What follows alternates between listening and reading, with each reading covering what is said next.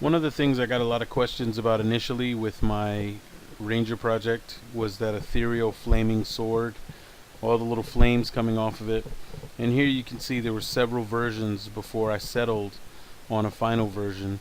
And if I had to develop those versions in the same scene with the Ranger and all his textures and the lighting and whatever, even though it's all set up for real time, it would have been a little more cumbersome than what I needed. So a lot of times in visual effects or animation, you create a sandbox, and it's just a little area where you go off and kind of play or test.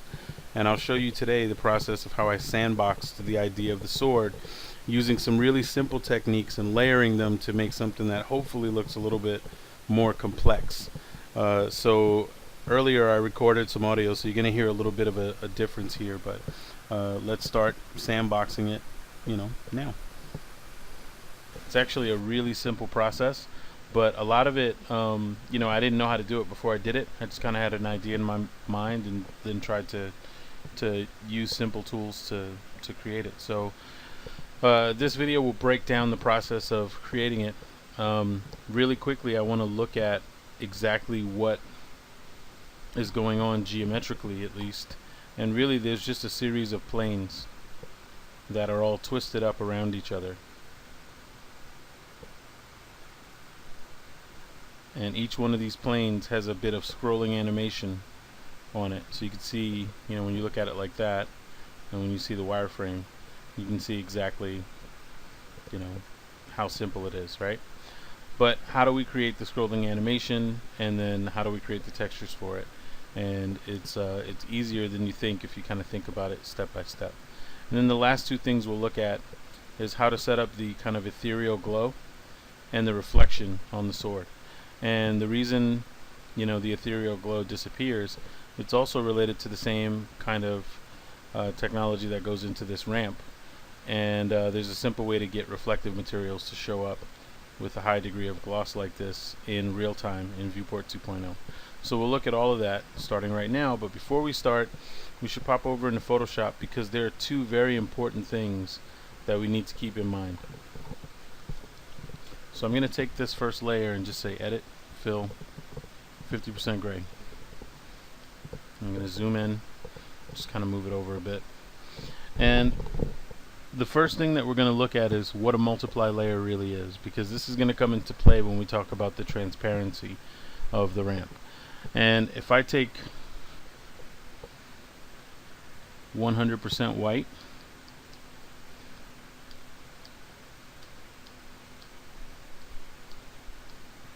white has a value of RGB 255, 255, 255. What does that mean? If I set my color slider over to RGB, white is 255, 255, 255. If I go to black,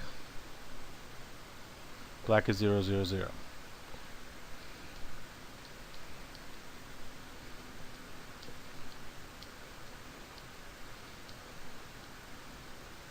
Damn racists. So now white and black have two different pixel values, but one thing you have to understand is when you use a multiply, anything multiplied by 0 equals 0. So if I take this layer and set it to multiply, the white disappears. Take that, racist. So now you have black shows up in a multiply and white is taken away. If I go into the same layer and start painting white again, so I'll change my slider back to HSB, and if I start painting white, I can actually paint and it looks like I'm taking away, right? But if I set this back to a normal layer, all I did was paint over it with white, right?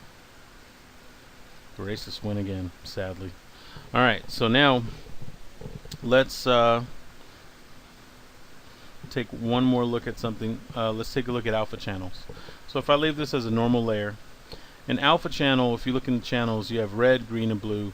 A lot of times you have another channel called alpha, and that alpha acts as a mask, right? We've all probably seen examples, even if you haven't done it yourself, of like hair for games or any kind of cloth for games that's like kind of long and tattered, where it's black and white, and where it's one color depending on the game engine, it's totally opaque, and the other color is totally transparent, and you usually have a gradation between the two. A good way to look at that is if I add a layer mask here and pretend like this is an alpha channel. In this layer mask, I can go ahead and start painting out. You know, my color is right now set to black, and I can paint out both the white and the black. And if we look, if I go ahead and take this and take a look at the layer mask, if I hit Control and select it, we can see the selection looks like that. If I hit Alt to show it, we can see that the mask looks like that.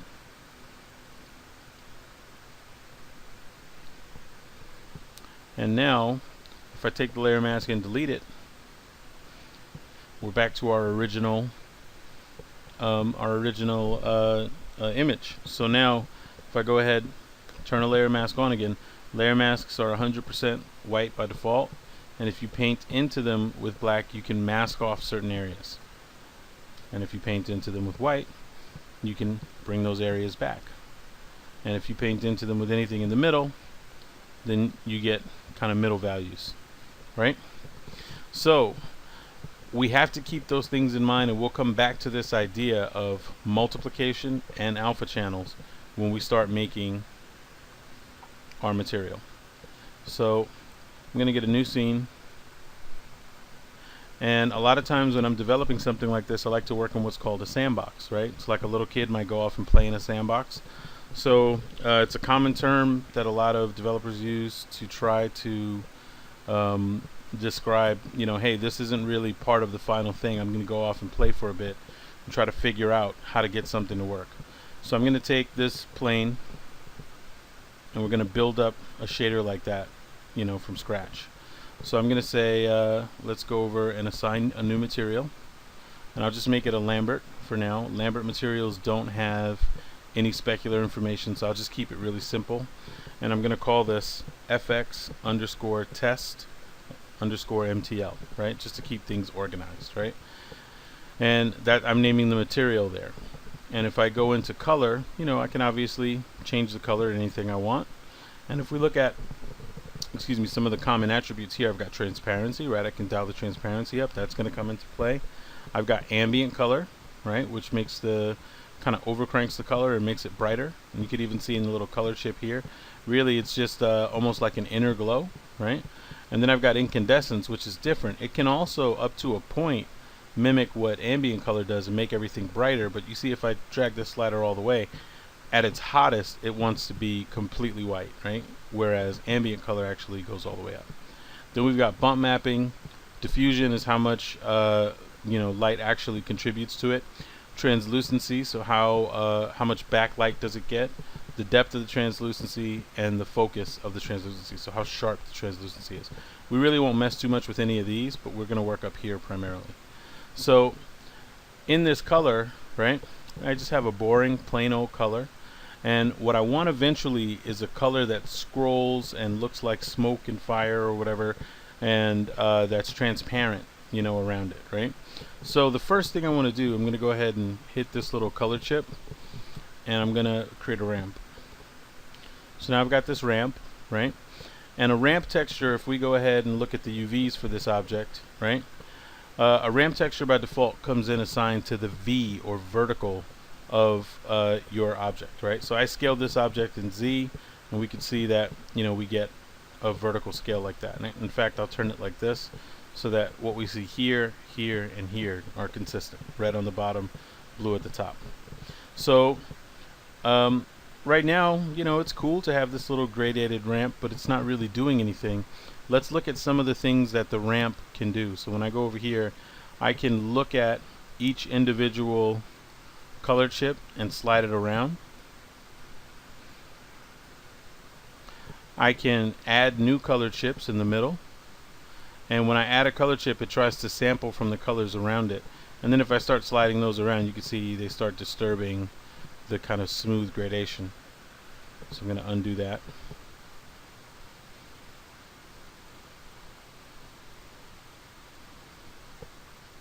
And if I want to get rid of any one in particular, I can hit the little X over on the side, right, of the color chip. Now, down here, we've got selected positions, so I can move these more precisely instead of just dragging them around. So I can select one of the little circles here and then move it like that. We've got waves, right? So I can say, give me a U wave. And right now, we have a V ramp, right? It's traveling in the vertical. If I set this to U, now it travels this way. You see that this wave puts a wave all the way through the ramp, right? And at first we look at that and go, ooh, that's something I want. But maybe not. Maybe that's not something we want right now, right? So I'm going to go ahead and turn that off, say V ramp.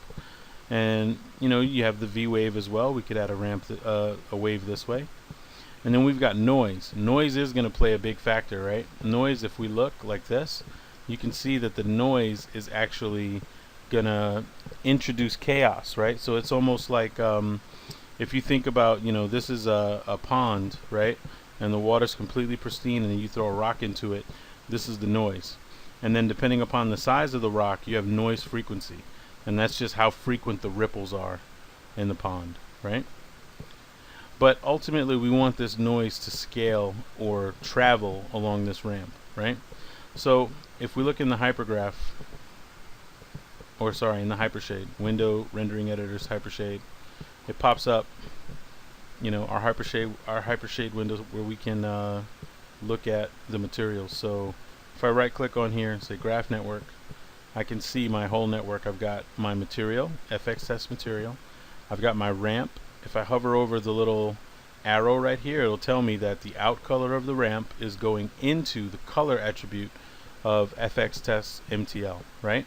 So you can see what's mapped to what. But then I've also got this node over here, this place 2D node.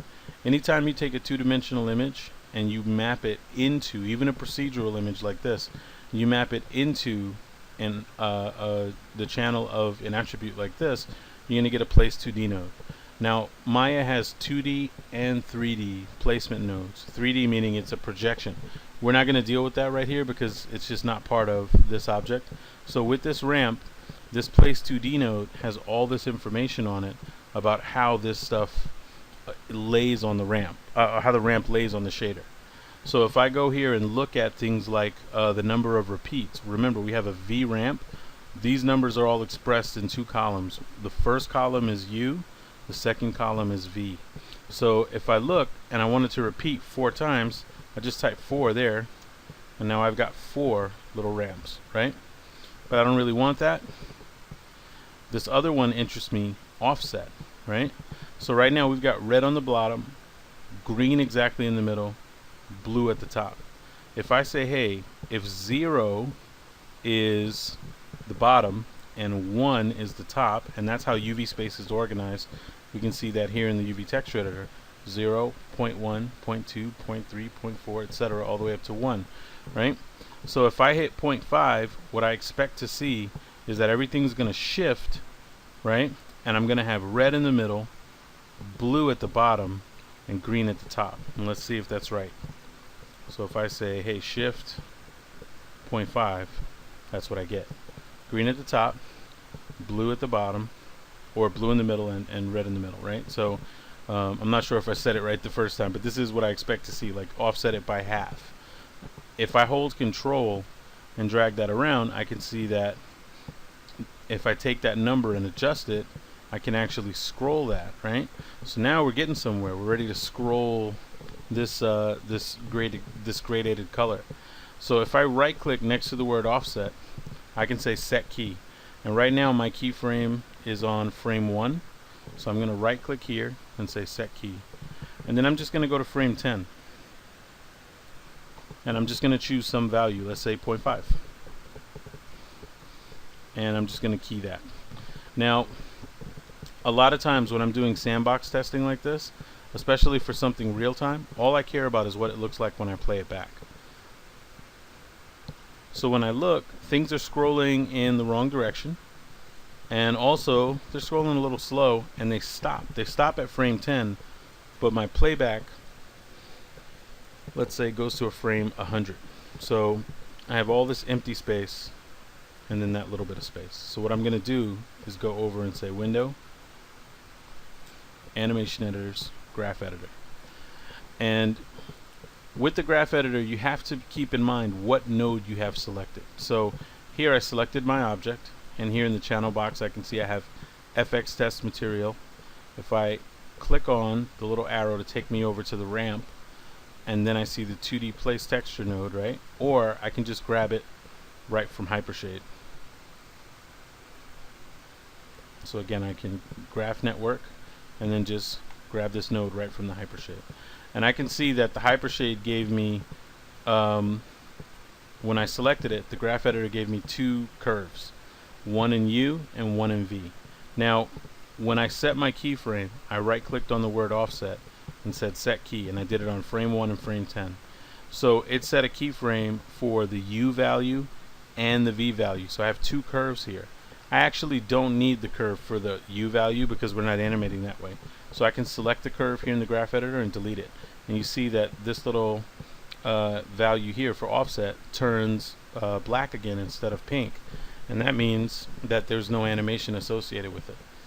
Now, the very first thing I want to do is I want to have this animation not be clamped only at 10 frames.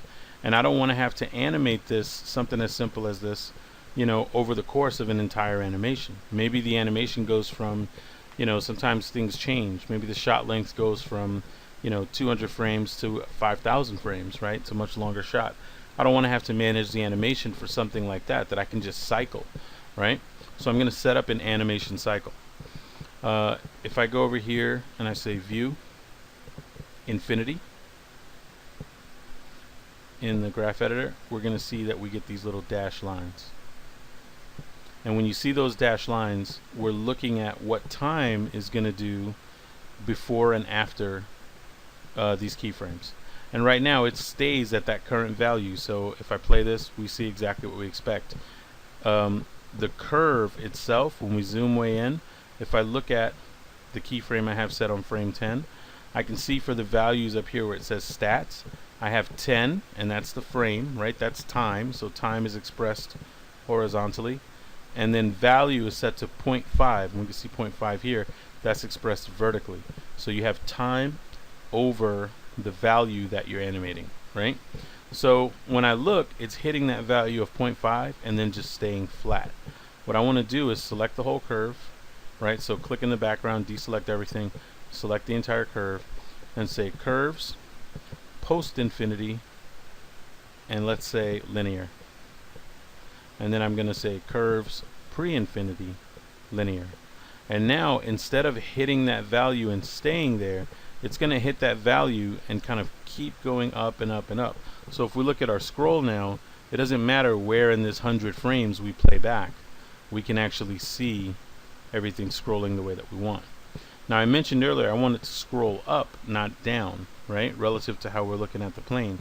So let's go ahead and grab this point here, and I'm actually going to keep playing, and I'm going to hold shift and just drag down. And once I drag it down, so now it's at 0, it's at a value of 0, and now we're going into negative values, so it scrolls the other way. And you'll see I can adjust the speed this way too. So if I want it to be really slow like molasses, I can do that. And if I want it to be super duper fast, I can do that. We probably want somewhere in the middle. Probably want somewhere in here.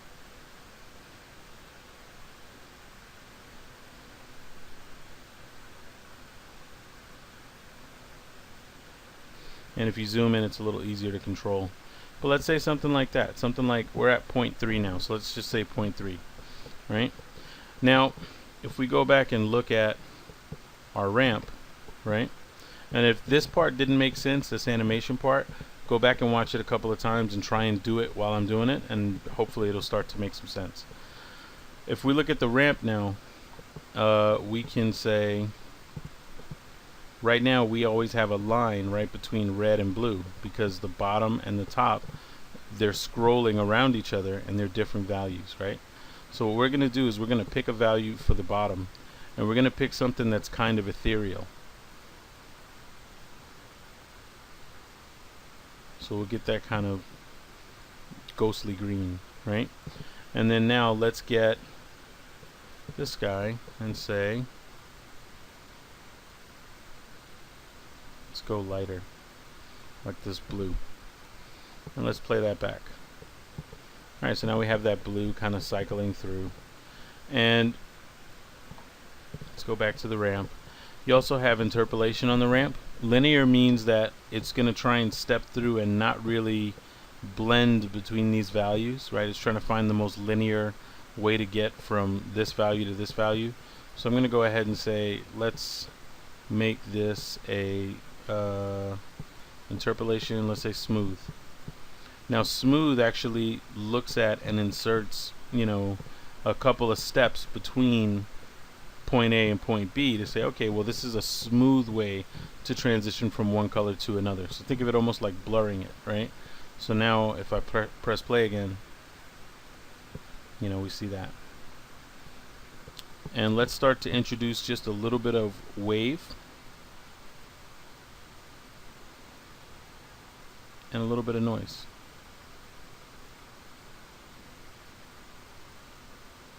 And let's take the noise frequency.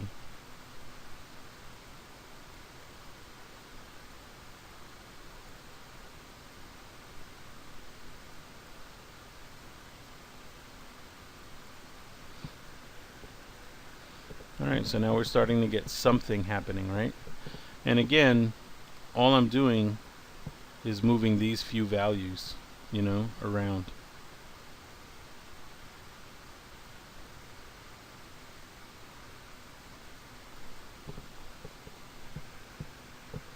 So now we have the notion of making a ramp, of animating it and seeing what it does, and plugging it into color, right? Now let's deal with transparency on this guy. So I'm actually going to disconnect this color ramp, and I just want to deal with transparency. So same thing, I'm going to go to transparency, and I'm only disconnecting it to make the examples hopefully a little more clear. With transparency, again, we're going to treat it like that alpha channel where one is black and one is white. Here black is completely opaque and white is completely transparent, right? So it's kind of the opposite of that mask in Photoshop.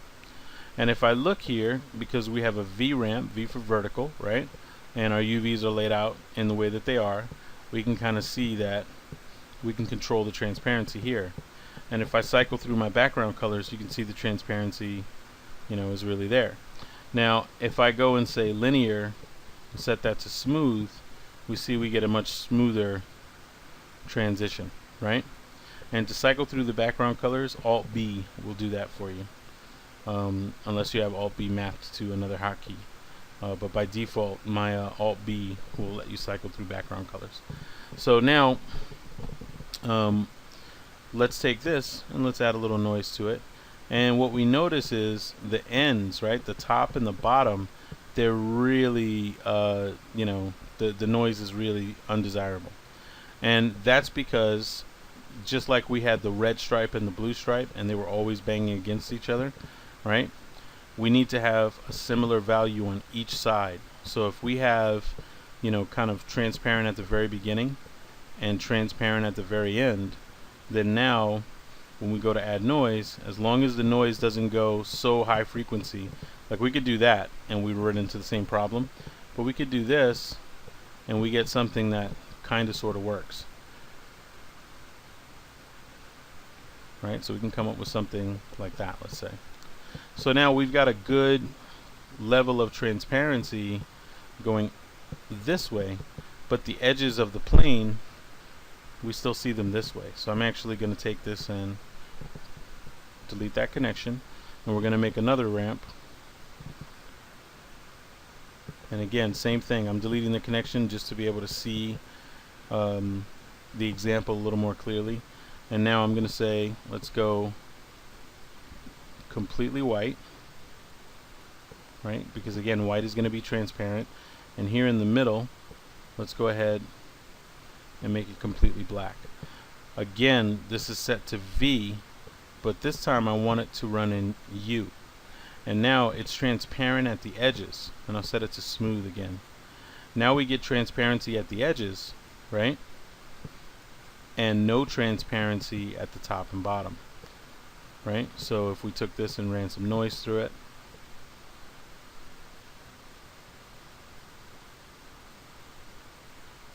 we can do something like that. right?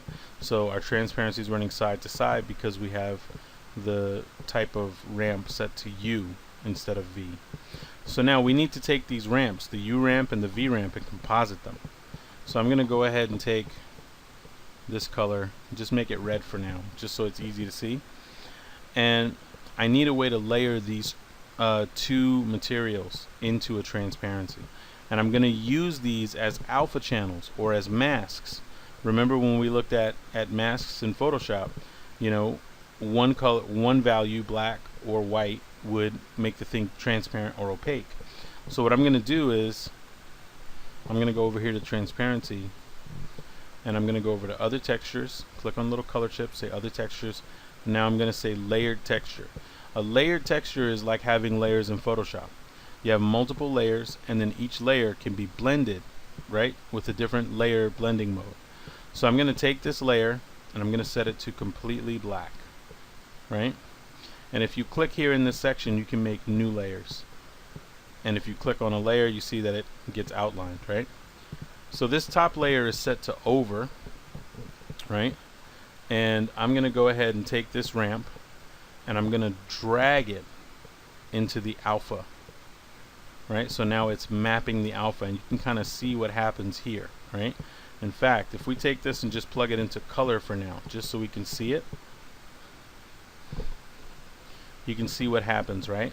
So the blending mode on the layered shader is set to over for this top layer, and I'm going to set it to multiply, right? And we shouldn't see that difference really.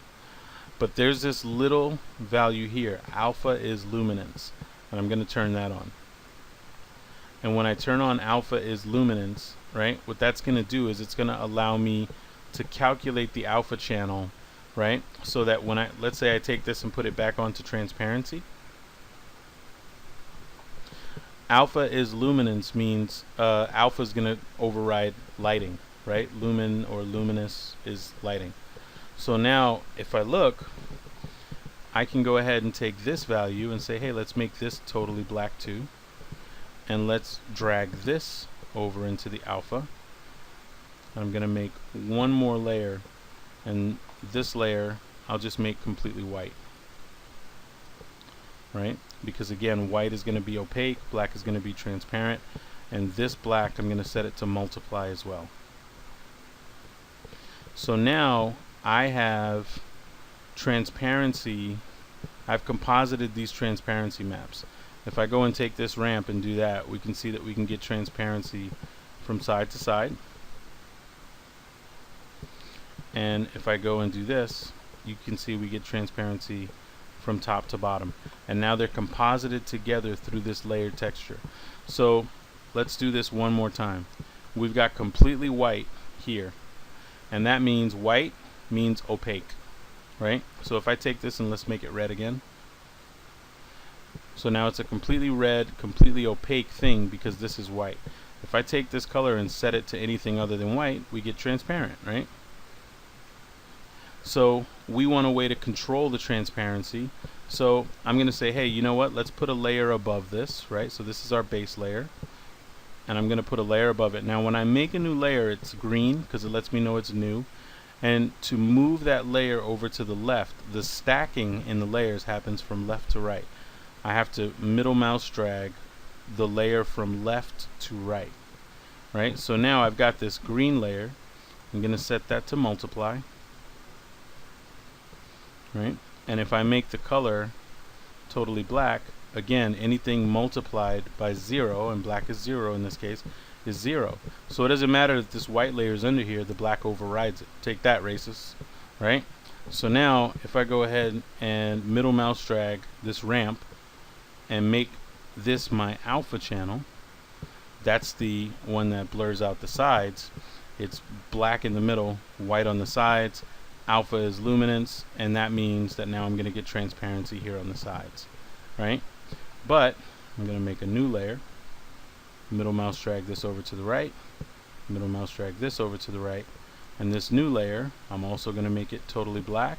It overrides these guys, but I'm going to right click, come over here and plug it into the alpha, and I'm going to set it to multiply. So now the black in this layer and the black in this layer are both multiplying over the white here, and the white here is what's showing up. So I have two levels, right, going into this layered shader, and these are both plugging in to the transparency. So for the color, it could be whatever color I set it to, right? In fact, the color can go back to being this ramp. And remember, that ramp has animation on it. So when I play it back, we can see we get scrolling now, but inside that alpha channel, like that. Now, one thing you'll notice, right? We had not only the color scrolling in the original shader, but we also had the transparencies animating, right? So the edges of the transparency were animating quite a bit. So using this same technique, right, I animated the transparencies. So for example, let's go and look at this transparency here, and I'm actually going to delete this animation. Let's delete that. Oops, sorry, didn't mean to delete the place 2D node. Let's just delete the animation, and I'm going to take the place 2D node. Alright, cool. Offset is set to 0. Alright, no animation. And I'm going to go here, let's say, and look at this one. And this is, let's see. Yep, this is our U ramp. But if you look, now I can animate it in V. This is really what we want. And this color now, I can go ahead and let's say towards the bottom, it's closer to being magical and ethereal, right? So we'll get that, make that a lighter color. And then towards the middle,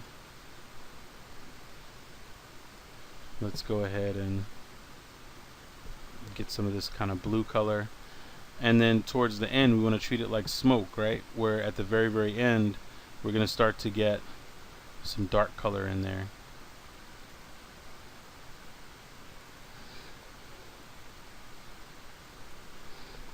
And now let's go ahead and take that place 2D node. I'm going to do the same thing now. I'm going to go and say, let's set a key on the offset, go to frame 10, just get some value. I don't really care what it is. Key selected. And now let's go and look at those values, right? So curves, post-infinity, linear, curves, pre-infinity, linear. And got that. I can delete the other value, the U value. I don't need that. And let's just play it back and see what we get. And it's moving way too frenetically, right? We're way too fast. So let's go and grab that animation again. And I can always go and say graph network again, and then that'll show me the animation curve. So it's really easy to grab right there. And then I'm going to grab this value, press play, and then I'm going to make adjustments to the value.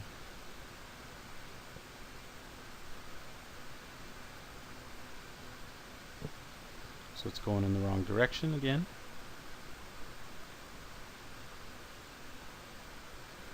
Alright, now we're starting to cook a little bit where it's going in the right direction.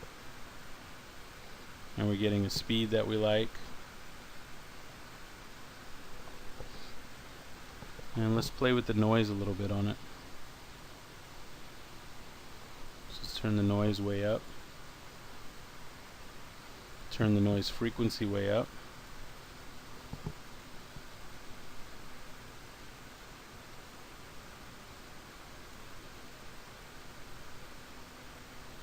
And now if we start to introduce a little wave,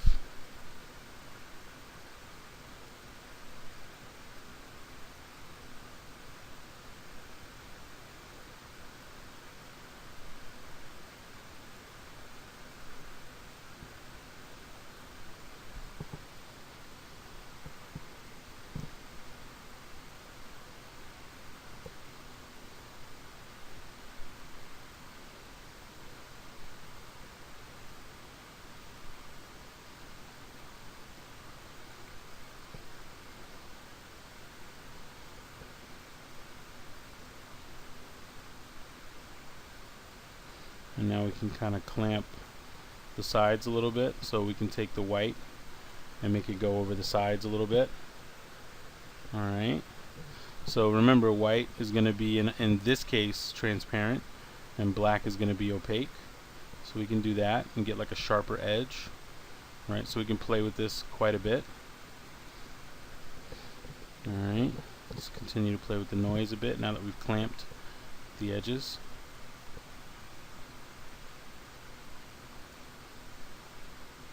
And noise is just going to help us get a little more irregular. And as the noise starts to creep out to the outer edges, we can have actually the white creep in a little more. Alright, so we're starting to get this to look like something. And now, let's say I want to take this shader. And remember, we looked at incandescence. If I turn incandescence up, incandescence overrides transparency, but ambient color works within the confines of transparency. So I can take the ambient color and turn it way up, and now we're getting a good scroll. And that looks kind of ethereal like that, right? And we could do the same thing again. We could put a layered texture on top of, you know, the color just to add some depth to it, but I'll leave it alone for now. And let's see for this other guy. Let's see if we can add a little noise to him. Sorry, my little autosave thing keeps popping up. And again, same thing. If I'm getting noise where it interferes with the top and the bottom, then let's go ahead and take the white and clamp it a little bit.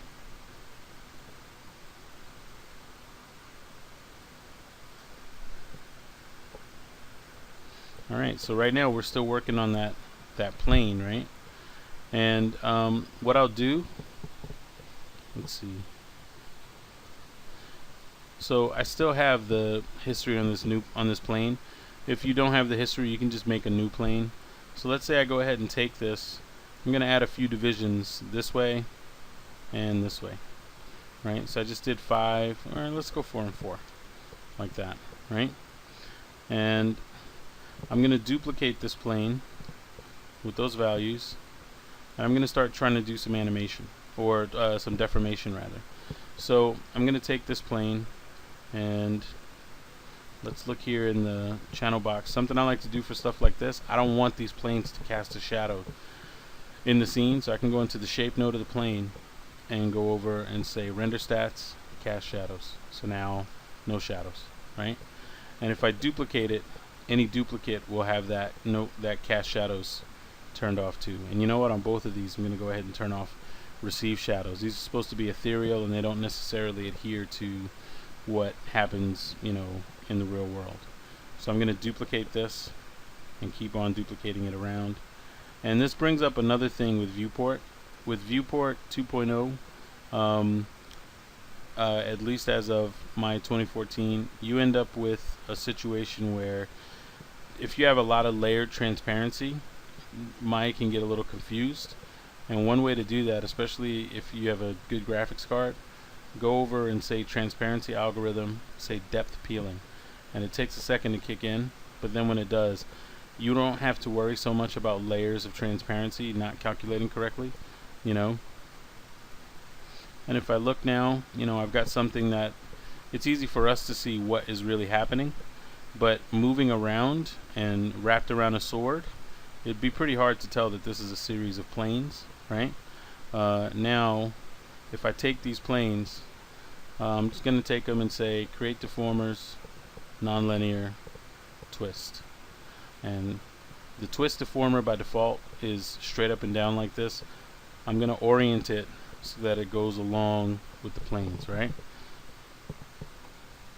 So let's just make it a 90-degree spin, and then I can say let's take the start angle and twist it one way, and let's take the end angle and twist it another way. And now let's just play back that animation. And now we're starting to get a pulse that kind of reads from every angle, right? We can see it's symmetrical and mirrored, and that may not be what you want. right? What you want probably is to go in now. Let's say I grab these planes and I say edit, delete by type, history. And this is why I added divisions to those planes, because if I didn't have enough edges here in the plane to do the twist, it would be trying to interpolate the twist from one point to the other point, and I would just get a flat, gnarly, twisted thing. Here it can distribute that twist over several edges, right? So that's why I gave it a few more edges. And if I take this now, let's just throw a lattice on it. You don't have to use any of these deformers. You can model on it. You know, you can pull shapes wherever you want. So I'm going to go ahead and just put a lattice on it. And I'm going to scale the end down. Or actually, you know what? If it's smoke, we could go the other way. We could scale the end up.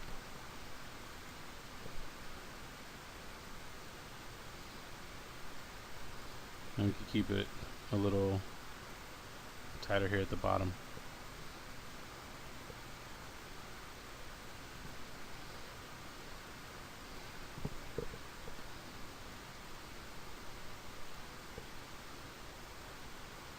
Alright, so we got to play with the transparency up here a little bit, but that will be one way to go with it. I'm going to go back and do what I originally was going to do. Scale this down to a point, and then scale this midsection up.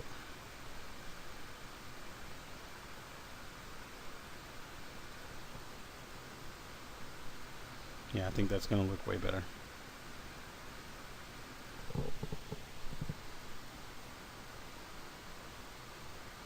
Alright, so now let's get to the ethereal part. I'll just keep this over to the side on a layer in case I want to go back to the flat plane. I'm just going to take these pieces and say mesh combine, so that I'm dealing with one polygon instead of several. Right, so now when I select it, it's one polygon. I can still go ahead and, you know, do further modeling refinements on it, just kind of piece by piece, but it's nice that it's one node. Now I don't need to have it as separate nodes anymore, but if I did, I could break it apart. And the one thing I want to do is here in the UV texture editor, let's close up these other windows. If I grab a face and just double click, it'll grab all the contiguous faces associated with it. And I'm going to turn off the texture chip here. And I'm going to take this, these UVs, and I'm just going to scale them a little bit. And the reason I'm scaling them down and scaling down a couple of them is that now it's actually going to change the timing that these things, since it's traveling in UV space, 0 to 1 is now a different scale for some of these. So now we're going to get a different, you know, it's not totally symmetrical and smooth. We get a little more randomness in it, right? So that's a cheap way to do it. So really for me, remembering what each part of, you know, the whole piece does is important. So this is a good way to just get that little thing. So now everything's not hitting at the same exact time. And taking individual pieces, and let's say we take this one piece, make it just a little bit longer, and then take this piece, let's say here, make it a little bit shorter. Now we're doing the same thing, but we're doing it with geometry. And when we go and play, now we have a little more variation, right? So you can adjust that however you want. Now for the ethereal look on the sword, I'll go and make a sword really quickly. So I'm just going to say let's make a cube, scale it, let's give it a few divisions in height and in width and in depth. So we're just going to go 3, 3, 3, and let's say I do that way, that way, and then let's take these guys, scale them way in, grab the two middles, pull them up,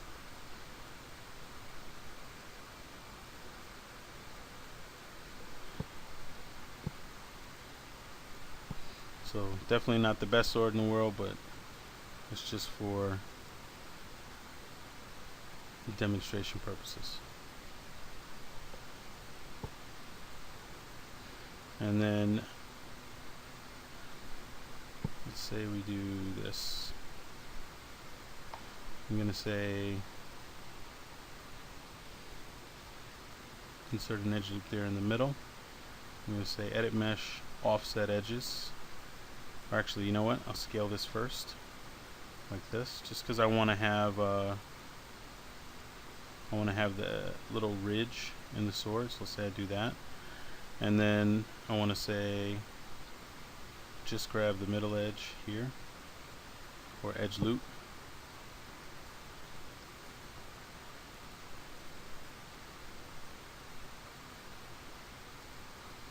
Okay, never mind. Let's go back to when we had that. Hold control and do that. More than one way to skin a cat. And then to keep that little ridge nice and tight, I'm going to say offset edge loop, and then just grab. Okay, maybe not. Oh, I see why. I'm sorry. Never mind. Being super foolish. So I'll just take this and let's go like this. So edge ring collapse on one side,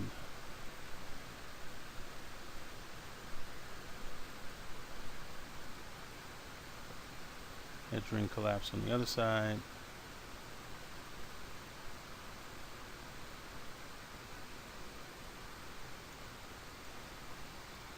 Scale this guy up so he's easier to work with. We could also take the camera's near clipping value and change that, but I don't want to do that for right now. Let's take these guys,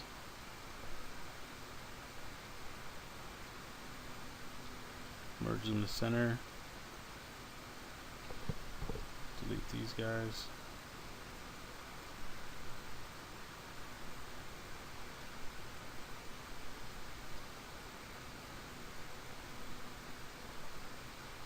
Man, this is silly. I don't know how I did this.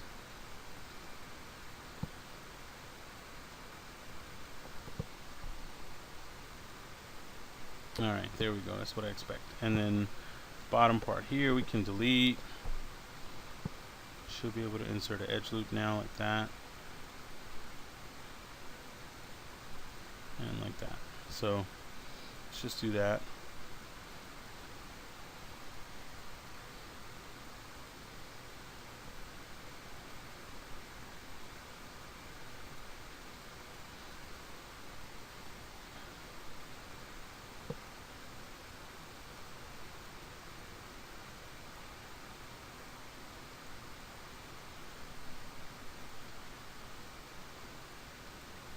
So if you grab two edges or any single edge, say right click, hold down control, say edge ring collapse. Sometimes I'll smooth things and then just do an edge ring collapse where I don't need extra information. But you end up with a pretty nice even model like that. And let's take this edge and slide it back just to bracket that middle edge, kind of make it sharp.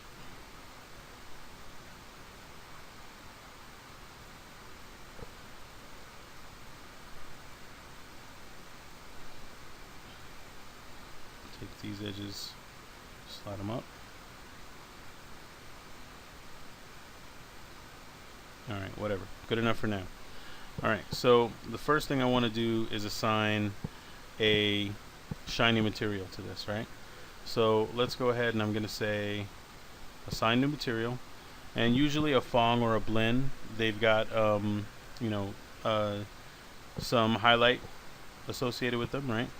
In my case, I wanted to have an actual reflection, and in viewport there's a real nice way to do that that I learned from one of my coworkers, Bear Williams. So notice Bear, I didn't say friend. Ha ha ha.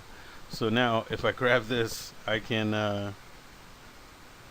do that, and I'm going to go down here to, I have two values, reflectivity and reflected color. I'm going to click on the little chip next to reflected color, and I'm going to say go to environment textures. I'm going to choose environment ball. This part is really important. and then I'm going to say image, and I'm going to tell it to pick an image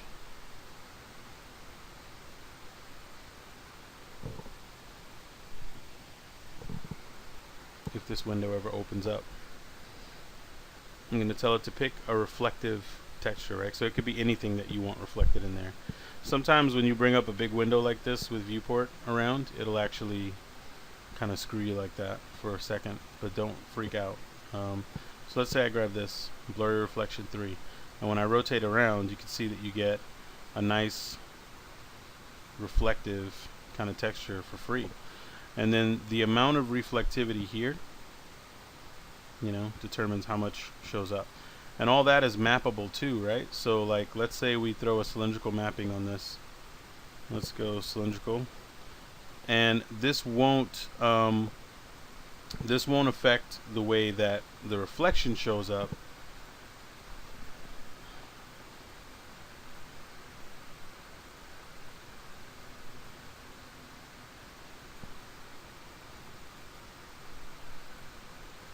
So I'm just going to go ahead and take this and scale it into 0 to 1 space. So this won't, or we could say polygons normalize. And sometimes with Maya's default projection, if you have like an errant point like this, I don't really care about this, to be this articulate right now, but I'll just kind of do that and then grab it, say polygons normalize again, and it'll kind of put it here in the middle. But what that'll do is I now have this kind of vertical where the UVs down here match up with here. So I can actually take this reflectivity, and let's say I put a ramp on it, right? And now I can go ahead and say at the bottom, let's make it black, and at the top, let's make it white.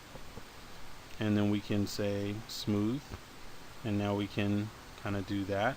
And now you can kind of see at the bottom it's less reflective, and at the top it's more reflective. So you have a lot of control like that, right? And you can also do the same thing. You can put a noise in it.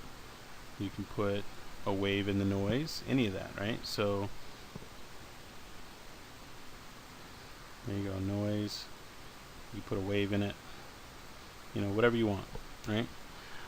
So for the sword, I just did that, and then I ended up, I think, toning down its color quite a bit, making it something like that, right? So now I'm going to duplicate this, and I'm going to say mesh sculpt geometry tool, and on the normal I'm just going to say pull,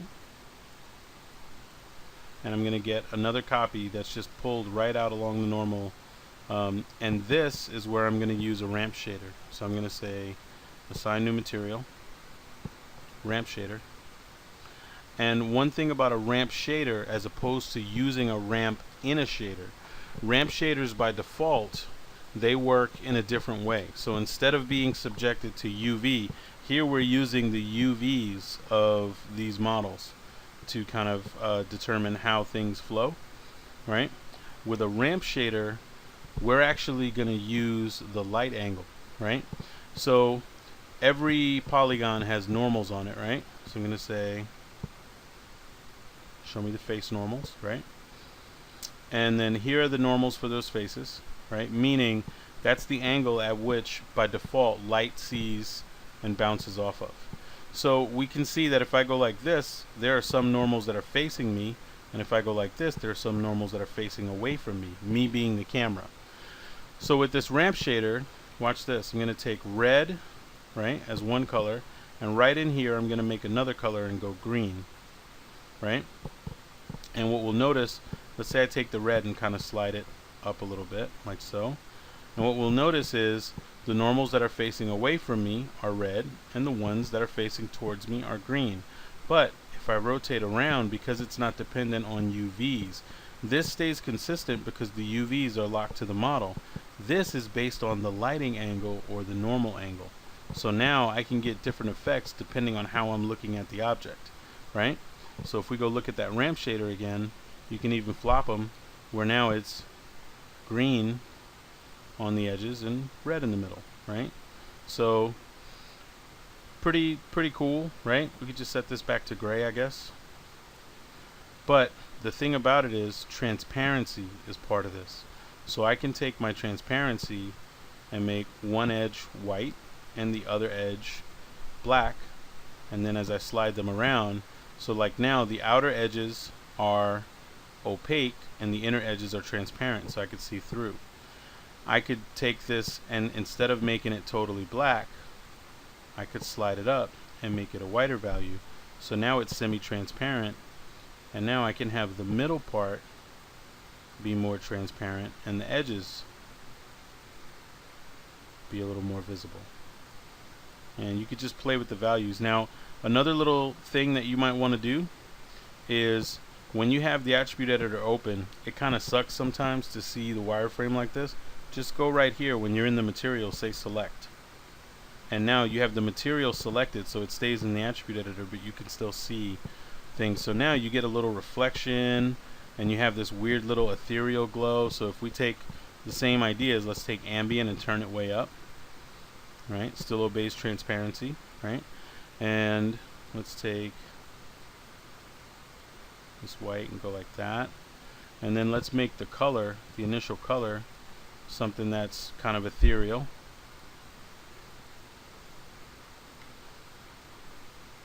Alright, so now we get the shininess of the sword.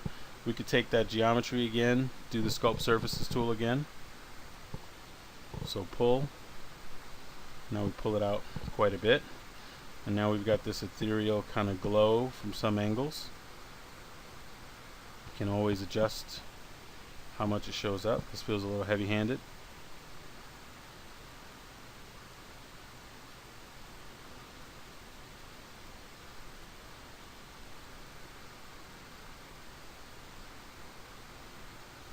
Alright, so maybe something like that.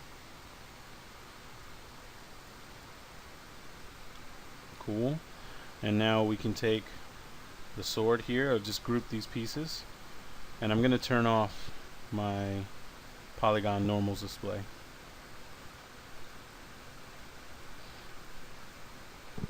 And if I grab that group, center the pivot, rotate it 90 degrees,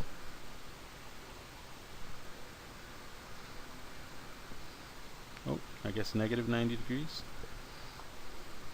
and then kind of move it into place and scale it, you know, or I could move the fire. That probably would have been easier.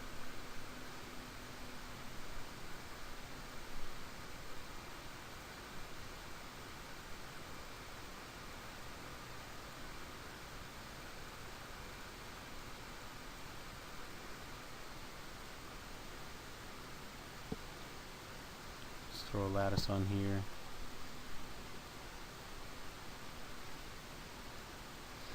Or excuse me, FFD for all you Max heads.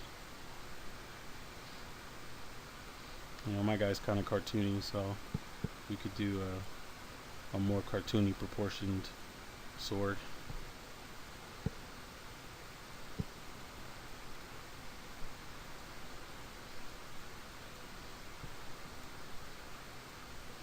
You know, now we could start seeing how it all goes together.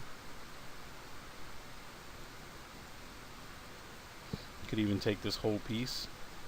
Oh, this is one thing. If you duplicate sometimes in viewport while animation is playing, it'll get confused.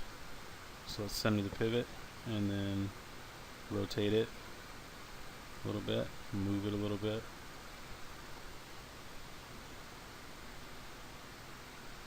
You know. And in terms of the number of polygons, if I deselect the sword, you know, for anybody who's worried about game stuff, you know, if we look, just the effects by themselves. If I grab this, this is now 400 edges, right? So 250 verts. And again, if I even just delete one of them, you know, one of them's probably enough.